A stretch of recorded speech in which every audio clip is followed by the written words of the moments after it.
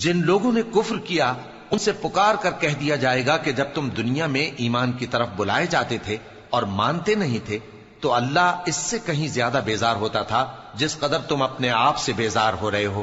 وہ کہیں گے کہ اے ہمارے پروردگار، تو نے ہم کو 2 دفعہ بے جان کیا اور 2 دفعہ جان بخشی، ہم کو اپنے گناہوں کا اقرار ہے، تو کیا نکلنے کی کوئی سبیل ہے؟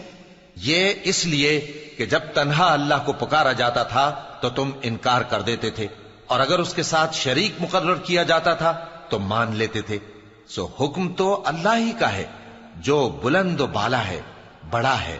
وہی تو ہے جو تم کو اپنی نشانیاں دکھاتا ہے اور تم پر آسمان سے رزق اتارتا ہے، اور نصیحت تو وہی حاصل کرتا ہے جو اس کی طرف رجوع کرتا ہے۔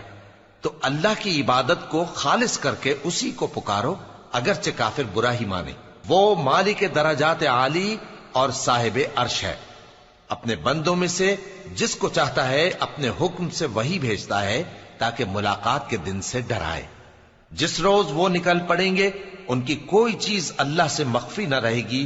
سوال ہوگا آج کس کی حکومت ہے؟ جواب ملے گا اللہ کی، جو اکیلا ہے، بڑا زبردست ہے۔ آج کے دن ہر شخص کو اس کے اعمال کا بدلہ دیا جائے گا۔ آج کسی کے حق میں بے انصافی نہیں ہوگی۔ بے شک اللہ جلد حساب لینے والا ہے۔ اور ان کو قریب آنے والے دن سے ڈراؤ جبکہ دل غم سے بھر کر گلوں تک آ رہے ہوں گے۔ ظالموں کا کوئی دوست نہیں ہوگا اور نہ کوئی سفارشی جس کی بات قبول کی جائے۔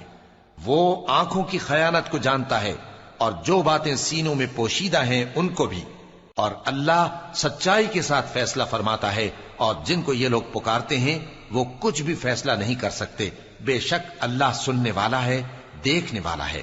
کیا انہوں نے زمین میں سیر نہیں کی تاکہ دیکھ لیتے کہ جو لوگ ان سے پہلے تھے ان کا انجام کیسا ہوا؟ وہ ان سے زور اور زمین میں نشانات بنانے کے لحاظ سے کہیں بڑھ کر تھے، تو اللہ نے ان کو ان کے گناہوں کے سبب پکڑ لیا، اور جس شخص کو اللہ گمراہ رہنے دے اس کو کوئی ہدایت دینے والا نہیں۔ اور پہلے یوسف بھی تمہارے پاس کھلی باتیں لے کر آئے تھے، تو جو وہ لائے تھے اس کی طرف سے تم برابر شک ہی میں رہے، یہاں تک کہ جب وہ وفات پا گئے تو تم کہنے لگے کہ اللہ ان کے بعد کبھی کوئی پیغمبر نہیں بھیجے گا۔ اسی طرح اللہ اس شخص کو گمراہ رہنے دیتا ہے جو حد سے نکل جانے والا، شک کرنے والا ہو۔ جو لوگ بغیر اس کے کہ ان کے پاس کوئی دلیل آئی ہو اللہ کی آیتوں میں جھگڑتے ہیں، اللہ کے نزدیک اور مومنوں کے نزدیک جھگڑا سخت ناپسند ہے۔ اسی طرح اللہ ہر متکبر سرکش کے دل پر مہر لگا دیتا ہے۔ اور فرعون نے کہا کہ حامان، میرے لیے ایک محل بناؤ تاکہ میں اس پر چڑھ کر رستوں پر پہنچ جاؤں۔